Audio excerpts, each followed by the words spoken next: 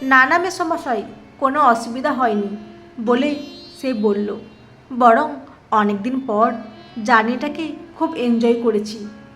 আর্যকে সঙ্গে নিয়ে মোহনবাবু বাড়ির ভেতরে ঢুকলেন। কুহেলি বাড়িতে এসে সঞ্জয়কে খুঁজছিল, দেখল বড় ঘরে কাগজ পড়ছে।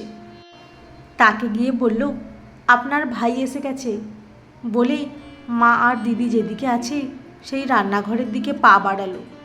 সঞ্জয় খবরের কাগজটা ভাঁজ করে টেবিলের ওপর রেখে ভাইয়ের সঙ্গে দেখা করবে বলে একটু এগোতেই দেখল মোহনবাবু আর আর্য কথা বলতে বলতে তার দিকেই আসছেন। আর্য কাছে আসতেই সঞ্জয় তাকে বুকে জড়িয়ে ধরে বলল, তুই ঠিক আছিস তো ভাই? মোহনবাবু পাশে দাঁড়িয়ে দুই ভাইয়ের ভালোবাসা দেখে অভিভূত হয়ে বললেন, সঞ্জয়, তোমরা বসে কথা বলো, আমি বরং মধুকে চা জলখাবার পাঠাবার ব্যবস্থাটা করে আসি। সঞ্জয়রা বড় ঘরে আসতেই আর্য বলল, দাদা, আমি একটু ওয়াশরুমে যাব। সঞ্জয় দেখিয়ে দিতেই আর্য পিঠ ব্যাগটা রেখে চলে গেল। কিছুক্ষণ পর আর্য বেরিয়ে এসে নিজের পিঠ ব্যাগ থেকে টাওয়াল বার করে হাত মুখ মুছতে মুছতে বলল, তোমার মতামতটা ফাইনাল নাকি আরেকবার ভেবে দেখবে? তুমি মত দিলে আমি বৌদির সাথে কথা বলবো। সঞ্জয় বলল, ঠিক আছে, তুই দেখ, কথা বল, তোর পছন্দ হওয়াটা তো দরকার নাকি? সঞ্জয়ের কথা শেষ না হতেই কুহেলি আর্যর চা জলখাবার নিয়ে এসে টেবিলে রেখে বলল, আপনার ব্রেকফাস্ট হয়ে গেলে দিদির সঙ্গে বসবেন।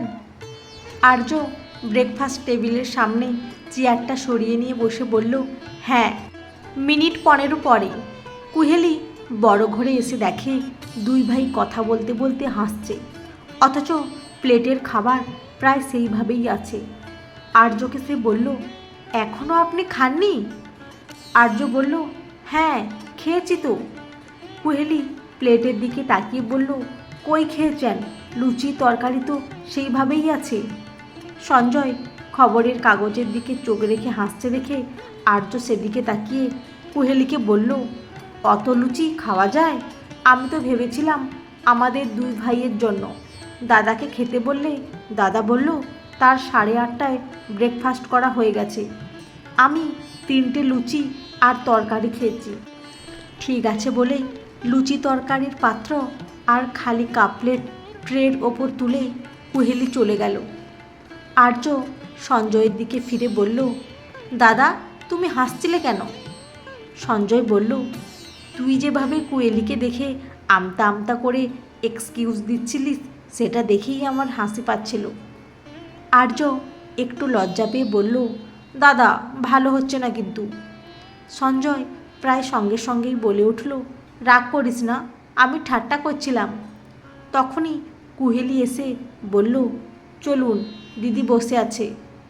হ্যাঁ চলুন বলে আর্য কুহেলির পিছু নিল। কুহেলি আর্যকে যে ঘরটাতে নিয়ে এলো, আর্য সেই ঘরে ঢুকে বুঝতে পারল দাদা কাল রাত্রিতে এই ঘরেই ছিল, কারণ দাদার ব্যাগটা খাটের পায়ার কাছে রাখা আছে। ঘরটা বেশ বড়, সঙ্গে অ্যাটাচ বাথরুমও আছে, সেই সঙ্গে আছে 2টো বড় জানালা। সেই একটা জানালার দিকে ফিরে একজন মহিলা দাঁড়িয়ে আছেন, সম্ভবত ইনিই আমার বৌদি হবেন। নমস্কার বলে আর্য হাত জোর করে দাঁড়াতে অনিতা ঘুরে দাঁড়িয়ে হাত জোর করে হাসি মুখে প্রতি উত্তর দিল। কুহেলি 2টো চেয়ার নিয়ে ঘরে প্রবেশ করে একটা আর্যকে দিয়ে বলল, বসে কথা বলুন, আর একটা দিদিকে দিয়ে বলল, তুই এটাই বস, আমি বিছানার ওপর বসছি। অনিতার দিকে তাকিয়ে আর্য বলতে শুরু করলো, দাদা ঠিক করেছিল আমার পরীক্ষা শেষ না হওয়া পর্যন্ত বিয়ে করবে না, অথচ আমার পরীক্ষার এখনও প্রায় 1 বছর বাকি। দাদার বিয়ে হচ্ছে না বলে কলেজের বন্ধুরা আমাকে দোষারোপ করে, এমনকি মামা মামিও। তাই 2 দিন আগে bengali-shadi.com-এ ঢুকে মেয়ে দেখছিলাম দাদার জন্য। সেখানে আপনাকে আর আপনার কোয়ালিফিকেশন দেখে ভালো লেগে যাওয়াতে দাদাকে দেখাই। দাদার সম্মতি নিয়েই তারপর যোগাযোগ করি। আর দাদার সেকেন্ড ওপিনিয়নের কথা বলার কারণ, দাদা চেয়েছিল বাস্তবে আমি একবার দেখি, কথা বলি এবং আমার মতামতটাও জানাই।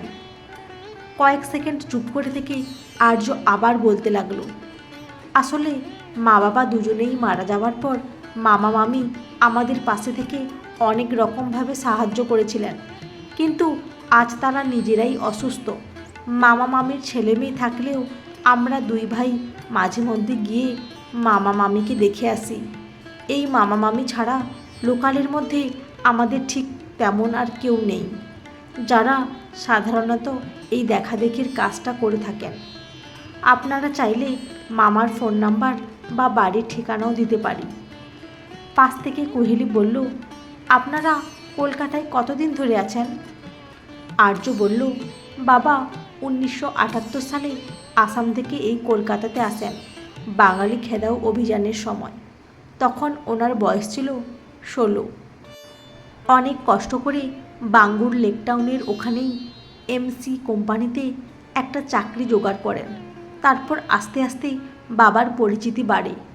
একা থাকতেন বলে দিনের পর দিন ওভারটাইম করে টাকা পয়সা জমিয়ে যোগাযোগ করে বৈষ্ণবঘাটা পাটুলিতে 4 কাঠা জমি কিনে একটা টালির ঘর করে কোনো রকমে থাকতে শুরু করলেন।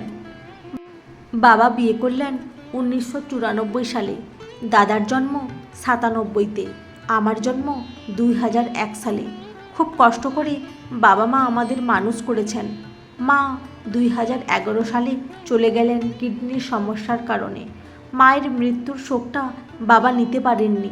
পরের বছর ডিসেম্বর মাসে বাবার স্ট্রোক হলো, আর ফেরানো গেল না। আসলে প্রায় সব বাবা মাই চান তাদের সন্তানকে ইঞ্জিনিয়ার আর ডাক্তার করতে। আমাদের বাবা মাও চেয়েছিলেন, কিন্তু ইঞ্জিনিয়ার ডাক্তার করাতে যে লোড বাবা মা নিয়েছিলেন তার ধকলটা আর নিতে পারেননি। বাস্তবে দাদা ভারতের নামকরা কোম্পানির ইঞ্জিনিয়ার, আর বাবা মা চেয়েছিলেন বলেই এই দাদার চেষ্টায় আমি ডাক্তারি পড়তে পারছি। আমাদের যে জমিটা ছিল সেটা প্রমোটারকে দিয়ে আমরা ফার্স্ট ফ্লোরে 1100 স্কোয়ার ফিটের একটা ফ্ল্যাট, একটা গ্যারেজ আর কিছু টাকা পেয়েছিলাম, যেটা আমার ডাক্তারি পড়তে অনেক সাহায্য করেছে। আসামের আত্মীয় স্বজনরা কখনো সখনো আসেন, তবে সময় করে আমাদের যাওয়া হয় না।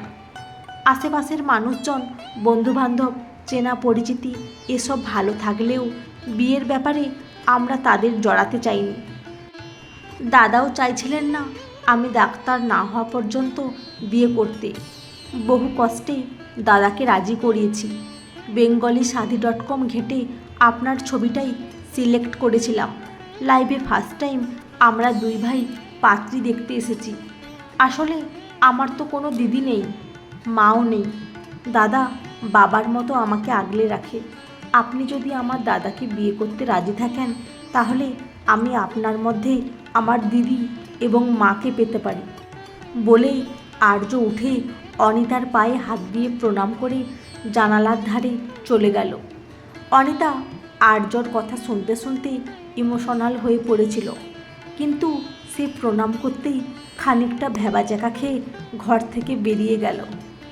কুহেলিরও খানিকটা হতভম্ব অবস্থা।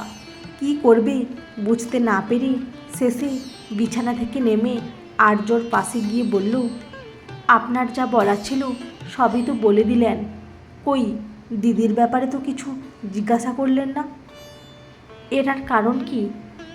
আর্য কুহেলির দিকে ফিরে বলল, গতকাল সকাল থেকে দাদা এখানে আছেন। দাদার থেকে সব শোনার পর আমার মনে হয়নি আপনার দিদির ব্যাপারে কিছু খোঁজ খবর নেওয়ার। তাছাড়া খুব ভালো করে খোঁজ খবর নেওয়ার পরেও যারা বিয়ে করেছেন তারা কি সবাই সুখে আছেন? কুহেলি হেসে বলল, তবুও বিয়ে বলে কথা, খোঁজ খবর তো নেওয়া উচিত। আপনারা আমাদের shaadi.com-এর লেখাটাকে বিশ্বাস করে এসে দিদির সম্বন্ধে কোনো প্রশ্ন না করেই পছন্দ করেছেন দেখে আমার খুব ভালো লেগেছে। দিনকাল অনুসারে অনেক কিছু লেখা থাকলেও আজকাল মানুষজন বিশ্বাস করে না, কিন্তু যারা বিশ্বাস করতে জানে তাদের মধ্যে মনুষ্যত্ব বোধটা থাকে, আর মনুষ্যত্ব বোধটা যাদের মধ্যে থাকে তারা মানুষ কখনো খারাপ হয় না, এটা আমার বাবাই বলেন। যাই হোক, আমি বাবা মায়ের সাথে কথা বলছি, কারণ দিদির যা অবস্থা দিদি কিছুই বলতে পারবে না। আর্য হঠাৎ কুহেলির হাত দুটো চেপে ধরে বলতে লাগলো, আপনাদের কষ্ট দেওয়ার জন্য সত্যি আমি খুব লজ্জিত। অ্যাকচুয়ালি এইসব ব্যাপারে কি বলতে হয়, কতটা বলতে হয় তার কোনো অভিজ্ঞতাই আমার নেই। আমি আমাদের বাড়ির ঠিকানা, ফোন নাম্বার, দাদার অফিসের ঠিকানা, ফোন নম্বর, মামার বাড়ির ঠিকানা, ফোন নম্বর সমস্ত দিয়ে যাচ্ছি। আপনারা অবশ্যই একবার খোঁজ খবর নেবেন। খোঁজ খবর নেওয়ার পর যদি দাদাকে আপনাদের পছন্দ হয় তাহলে যত তাড়াতাড়ি সম্ভব আমরা বিয়ের কাজটা সেরে ফেলতে চাই। আপনাকে না মানে আপনাদের সবাইকে আমাদের খুব ভালো লেগেছে। আর্যদের ফ্যামিলি হিস্ট্রি শুনতে শুনতে কুহেলির মনটা সফট হয়ে এসেছিল। ঠিক সেই সময় আর্য তার হাত ধরাতে তার শরীর ও মনের মধ্যে অস্বস্তি হতে থাকলেও কিছুতেই আর্যর দৃষ্টি থেকে চোখ সরাতে পারছিল না। চাঁদের দাগ আছে জেনেও পূর্ণিমার রাতে যেমন অবাক হয়ে তাকিয়ে তার সৌন্দর্য দেখি, তেমনি ও এত সুন্দর যে মনে হচ্ছে সে চোখ বন্ধ করে কোনো স্বপ্ন দেখছে, যে স্বপ্নটা তার চোখের গভীরের মধ্যে রয়েছে, চোখটা খুললেই বেরিয়ে যাবে। সঞ্জয় ঘরে ঢুকতে যাচ্ছিল, কিন্তু ওদেরকে দেখে ভেতরে না ঢুকে বাইরে থেকেই হাঁক দিল। এক ডাকে সাড়া না পেয়ে দুবার ডাকার পর আর্য কুহেলির হাত ছেড়ে উত্তর দিল, হ্যাঁ দাদা। সঞ্জয় ঘরে ঢুকতে পাশ দিয়ে কুহেলি মাথা নিচু করে চলে গেল। সঞ্জয় ভাইকে বলল, তোর কথাবার্তা যদি মিটে থাকে তাহলে চল আমরা বেরিয়ে পড়ি, 1টা বেজে গেছে। আর্য বলল, হ্যাঁ দাদা মিটে গেছে, চলো যাই। ট্রেন তো 1 ঘন্টা অন্তর সার্ভিস, স্টেশনে গেলেই পেয়ে যাব। সঞ্জয় তার ব্যাগটা নিয়ে বলল, তোর ব্যাগ তো বড় ঘরে আছে, চল। ক্রমশ কী হয় দেখুন পরের পর্বে। আজকের গল্পটি কেমন লাগলো? যদি ভালো লেগে থাকে অবশ্যই একটি লাইক দিয়ে চ্যানেলটি সাবস্ক্রাইব করে পাশে থাকবেন। অসংখ্য ধন্যবাদ।